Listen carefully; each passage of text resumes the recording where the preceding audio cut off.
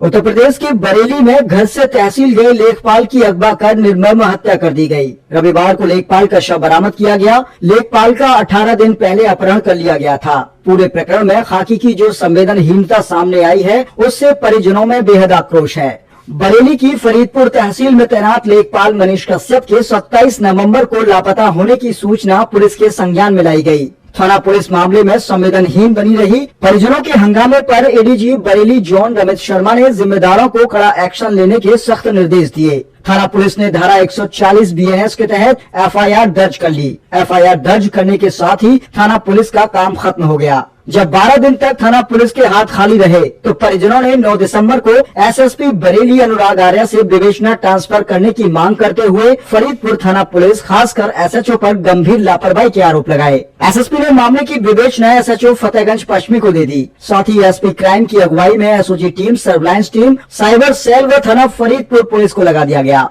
Police टीमें खुलासे के नाम पर इतना सुस्त चाल चली कि लंबे समय बाद आरोपी अवधेश उर्फ ओमवीर कश्यप निवासी कपूरपुर फरीदपुर को हिरासत में लेकर उसकी निशानदेही पर लेखपाल के शव के अवशेष बरेली के कैंट थाना क्षेत्र से बरामद कर लिए गए। मृतक के कपड़े, मोहर, घटना में प्रयुक्त अर्टिका कार आरोपी के घर से बरामद हुई। इस पूरे घटनाक्रम को लेकर एसएसपी बरेली अनुराग आर्या ने मीडिया को जानकारी देते हुए बताया कि अभी तक की पूछताछ में पता चला है कि आरोपी अवधेश उर्फ ओमवीर कश्यप, सूरज कश्यप 27 नवंबर को लेखपाल मनीष कश्यप को शराब पिलाने के बहाने फरीदपुर फाटक के पास बुलाया, फिर अर्टिका कार पर बिठा लिया। दारू पार्टी के बीच इन लोगों ने मनीष को अत्यधिक शराब पिलाई। मफलर से गला कसकर मनीष की कार के अंदर ही हत्या कर दी गई। रुपयों के लिए अपहरण कर हत्या की बात एसएसपी ने कही है। एसएसपी के मुताबिक 6 महीने से आरोपी और मृतक एक दूसरे से परिचित थे। मोबाइल पर बात होने के साथ साथ कई बार इन लोगों की मुलाकात भी हो चुकी थी। नेत्रपाल और नन्हे समेत कुछ अन्य नाम भी सामने आए हैं। फरार हत्यारों की धरपकड़ को कई टीमें लगाई गयी। हालांकि बड़े घोटाले के खुलासे को लेकर भी लेखपाल की हत्या की चर्चाएं जोर पकड़ी हुई हैं। पैमाइश विवाद की बात भी चर्चा में आई है और अब रुपयों के लिए हत्या की बात सामने आ रही है। सच जो भी हो, लेकिन बड़ा सवाल है कि कानून के लंबे हाथ भी अपहरण के बाद लेखपाल को जिंदा न बचा सके। परिजनों ने लोकल एसएचओ पर गंभीर आरोप लगाने के साथ ही सिस्टम पर सवाल खड़े किए हैं। एसएसपी बरेली अनुराग आर्या का साफ तौर पर कहना है कि दोषी जो भी होगा बच नहीं सकेगा। गहनता से पूछताछ और पड़ताल खुलासे के बाद भी जारी है। दिनांक 27 तारीख को फरीदपुर थाना अंतर्गत लेखपाल श्री मनीष कश्यप जी के तहसील जाने और उसके बाद वापस घर न आने के संबंध में 28 तारीख को थाने को सूचना मिली थी। इस संबंध में एफआईआर दर्ज की गई थी। एफआईआर की विवेचना थाना फतेहगंज पश्चिमी को परिजनों के अनुरोध पर ट्रांसफर करते हुए 4 टीमों का एसपी क्राइम के नेतृत्व में गठन किया गया। इन टीमों के द्वारा लगातार CCTV footage, surveillance, cyber cell के माध्यम से काम किया गया। कल अभियुक्त ओमवीर कश्यप को इस टीम के द्वारा गिरफ्तार किया गया, हिरासत में लेकर पूछताछ की गई।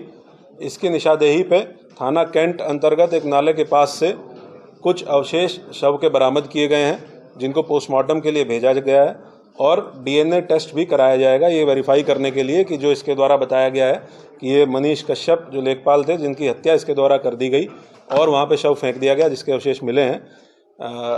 इसके साथ साथ जो कपड़े उन्होंने पहन रखे थे जिस दिन वो गायब हुए हैं, वो कपड़े भी पुलिस के द्वारा बरामद किए गए हैं इसकी निशानदेही पे वहीं से, और उनसे जुड़ी हुई कुछ चीज़ें जिसमें एक नापने की इंच टेप है, लेखपाल जो थे उनकी मोहर है, इंक पैड है, ये सारी चीज़ें इसके घर से बरामद की गई हैं। उनके पास कुछ कागजात थे, वो भी कुछ अर्ध जले कागजात बरामद किए गए हैं। जो घटना में अर्टिगा गाड़ी प्रयुक्त की गई थी वो इसी की गाड़ी थी, ओमवीर की गाड़ी थी, वो भी बरामद की गई है। इसके साथ साथ इसका एक रिश्तेदार नन्हे भी गिरफ्तार किया गया है। अभी तक जो इनसे पूछताछ में पिछले 24 घंटे में हम लोगों ने जो बातचीत की है, पूछताछ की है, ये कहानी सामने आई है कि ये 6-7 महीने से लेखपाल मनीष कश्यप जी को जानता था और ये उनके पास तहसील में भी जाता था। इसकी फ़ोन पे भी उनसे वार्ता होती थी। इसके पास पैसे की तंगी थी। ये लगभग 5 महीने पहले जेल गया था और जो पैसा इसके पास था वो बेल के दौरान इसका खर्च हुआ, तो इसको पैसे की आवश्यकता थी। उसके लिए इसने प्लान किया अपने रिश्तेदारों के साथ मिलकर कि लेखपाल का अपहरण करके उसके परिजनों से पैसे की मांग करेगा। 4 लाख रुपए की मांग करने का इनका प्लान था। उस दिन इन्होंने फ़ोन से उनको बुलाया और फ़ोन से बुलाने के बाद शराब पीने के बहाने इन लोगों ने शराब पी भी, और उसके बाद जब वो ज़्यादा नशे में हो गए तो नेत्रपाल, एक और इसका रिश्तेदार है जो एक फार्म हाउस पर काम करता है, वहाँ लेके गए। वहाँ नेत्रपाल को जब नेत्रपाल घबरा गया, उसने मना कर दिया कि वो वहाँ पे इसको बंधक नहीं रखेगा। फिर दोबारा गाड़ी में लेके मनीष कश्यप को लेके गए और घुमाते फिरते हुए सूरज, जो इसका एक और रिश्तेदार है, उसने अपने मफलर से उसकी हत्या कर दी। वो संबंधित मफलर भी पुलिस के द्वारा बरामद किया गया है। हत्या करने के बाद जिस जगह से बॉडी बरामद हुई है वहाँ इनके द्वारा फेंक दी गई और जो बचा हुआ लेखपाल का सामान था वो ये ओमवीर अपने घर लेके चला गया। अभी तक हम लोगों के पास सीसीटीवी फुटेज उपलब्ध है जिसमें 27 तारीख को 3:10 पे जो लेखपाल थे मनीष कश्यप वो पैदल जाते हुए दिख रहे हैं और यही कपड़े पहने हुए जो बरामद किए गए हैं और डिस्प्ले किए गए हैं। उसके बाद 3:45 पे अर्टिगा गाड़ी उसी रूट से जाते हुए दिख रही है जो अभियुक्तों के द्वारा बताया गया है। वो भी फुटेज पुलिस के द्वारा कब्जे में लिए गए हैं। जो 2 अभियुक्त आज गिरफ्तार किए गए हैं उन दोनों की ऑडियो रिकॉर्डिंग्स हमारे पास 2 उपलब्ध हैं और भी हमारे पास साक्ष्य उपलब्ध है। कुछ उसमें से आपके साथ शेयर किया गया है जिसमें ये लोग बातचीत कर रहे हैं कि जो अभियुक्त है ओमवीर वो पूछ रहा है कि कॉल कर दिया जाए या नहीं कर दिया जाए, रिचार्ज करा दिया जाए या नहीं करा दिया जाए, और जो इसका रिश्ते में मामा लगता है वो बता रहा है कि अभी कुछ मत करो, कोई रिचार्ज मत करो, फंस जाओगे, लंबे चले जाओगे। इस तरह की बातचीत, इनकी 2 कॉल्स हमारे पास हैं। उसमें एक ये भी बात आई है कि जो भी सामान बचा हुआ है उसको फेंक दो, उसको बहा दो, नहीं तो फंस जाओगे। ये सारी चीज़ें हम लोगों के द्वारा कनेक्ट की गई। बैंक स्टेटमेंट भी ओमवीर का निकाला गया है जिसमें 0 बैलेंस लगभग सितंबर के महीने में पता चला है। जो गाड़ी थी इसकी किस्तों पे थी, जिसकी 3 किस्त संभवतः ये नहीं भर पाया, जो ओवरड्यू है, पेंडिंग है। तो अभी तक की पूछताछ से ये चीज़ें प्रकाश में आई हैं। 2 अभियुक्त गिरफ्तार किए गए हैं। 2 अभियुक्त सूरज और नेत्रपाल ये अभी फरार हैं। इनकी गिरफ्तारी के लिए टीमें गठित की गई हैं।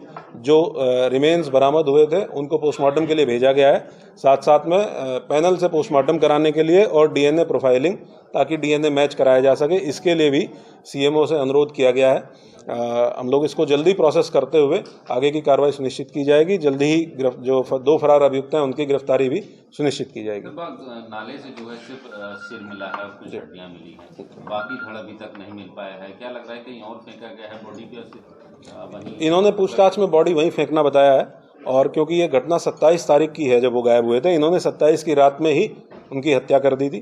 तो ये एक संभावना है कि बॉडी डिकम्पोज हुई हो और वहाँ पे कुछ जंगली जानवर इस तरह के आए हों जिन्होंने बॉडी को डैमेज किया हो। लेकिन ये विवेचना में हम लोग इसको ज़रूर एक्सप्लोर करेंगे। वहाँ के लोकल लोगों से भी बातचीत करेंगे, वहाँ जो लोग आसपास जाते हैं उनसे भी बातचीत करेंगे। इनके द्वारा एक चीज़ बताई गई है कि इस बीच ये 2-3 बार वहाँ गए और इन्होंने बॉडी की स्टेट को देखा तो बॉडी काफ़ी डैमेज स्टेट में थी, और जो कपड़े भी वहाँ से बरामद हुए हैं, वो फटे हुए कपड़े कुछ बरामद हुए हैं, जिससे ये आशंका है कि वहाँ पे बॉडी इसी वजह से बॉडी डैमेज हुई है। सूरज और ओमवीर की मनीष कश्यप से दोस्ती थी लंबे टाइम से।